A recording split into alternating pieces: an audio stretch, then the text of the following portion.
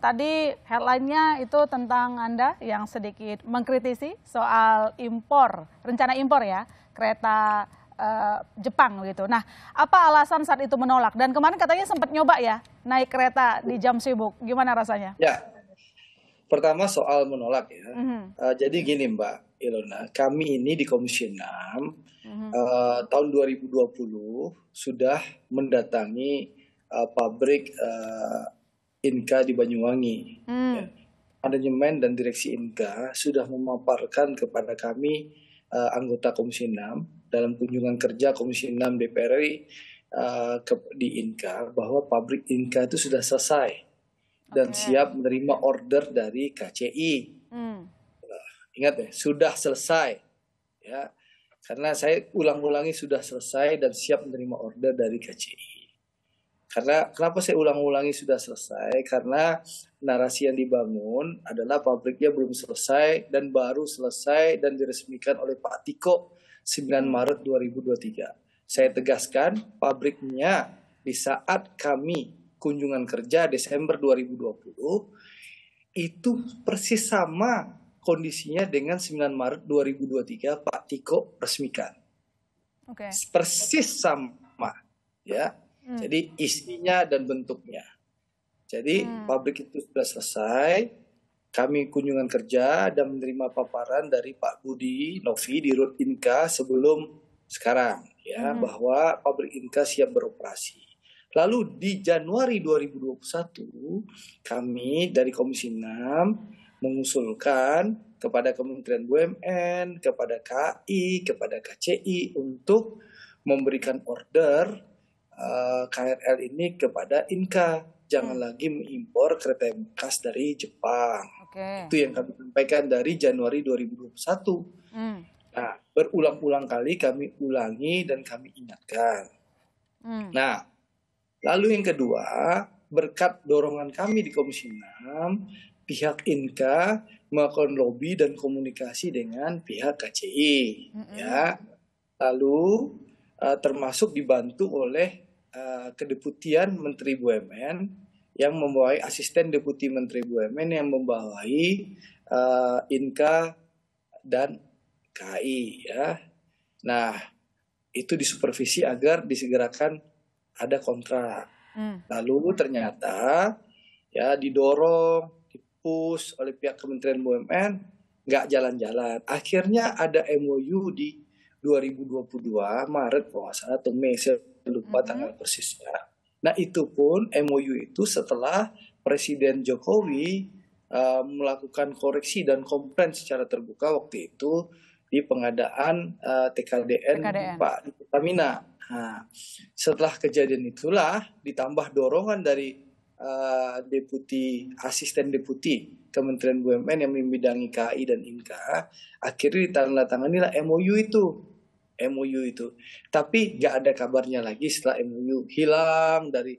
Nah tiba-tiba September 2022 KCI berkirim surat untuk meminta persetujuan impor. Lalu kita mendengar di berbagai media di awal 2023. Di awal 2023 kami di DPR mendengarkan adanya pengajuan persetujuan impor dan ditolak oleh Kementerian Perindustrian. Ya. Ditolak dulu sama Kementerian Perindustrian di Dirjen LHT ya. Nah, setelah kami tahu ada penolakan, kami kaget ternyata hari ini ya? Ada pengajuan permohonan impor. Padahal kita sudah mendorong untuk beli Inka dari jauh-jauh hari. Nah, ini kejadian sejarahnya ya.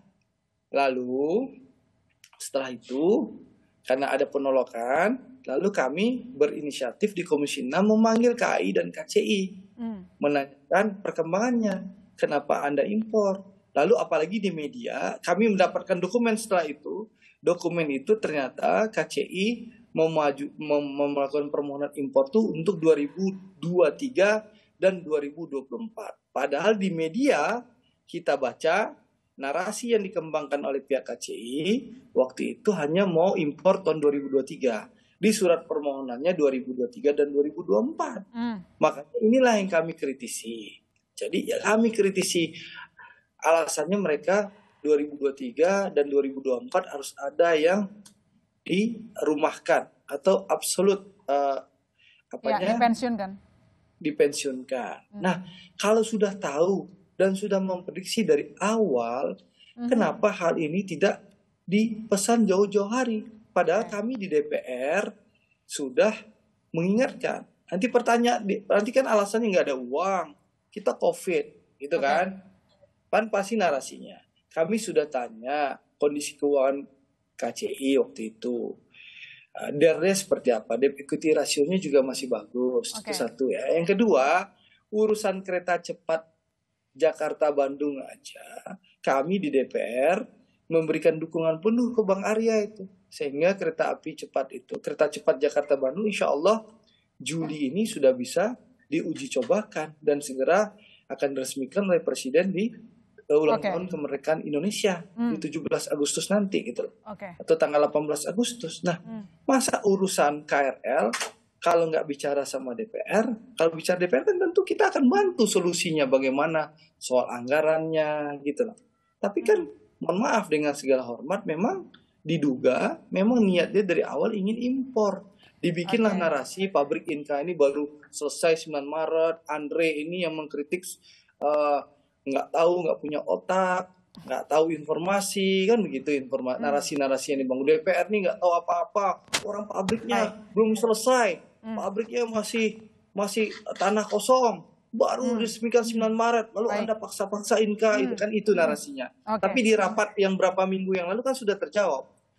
Nah, dan saya tanyakan ke Dirut Inka yang baru ini, kan kebetulan Dirut Inka ini adalah Direktur KAI gitu loh. Dirut KCI yang lama itu sekarang jadi Direktur Inka juga gitu. Nah, itu kami lakukan pengkritisan. Nah, itu jadi terlihat bahwa pabrik itu ketahuan memang kondisi 9 Maret 2023 diresmikan Pak Tiko, Wamen 2 itu persis sama yang kami kunjungi Desember 2022. Itu 2020 ya. Itu satu. Lalu yang kedua, itu soal ini ya, kenapa nggak pesan? Itu yang kita kritik. Yang kedua, tapi saya sudah ke lapangan hari Senin yang lalu, ya, saya melihat sendiri kondisi di lapangan, ya, di jam sibuk saya naik kereta KRL dari Rawabuntu menuju stasiun Palmerah, dari Serpong menuju Palmerah untuk berkantor di DPR sesuai dengan aspirasi teman-teman anak kereta, netizen anchor yang memberikan masukan ke saya, Pak Andre lihat langsung kondisi lapangan. Saya naik kereta jam 6.21 ya naiknya nih. Nah, saya memang menyaksikan dengan mata kepala saya sendiri bahwa untuk masuk kereta ya, kan katanya gerbong nggak boleh karena gerbong itu nama untuk barang.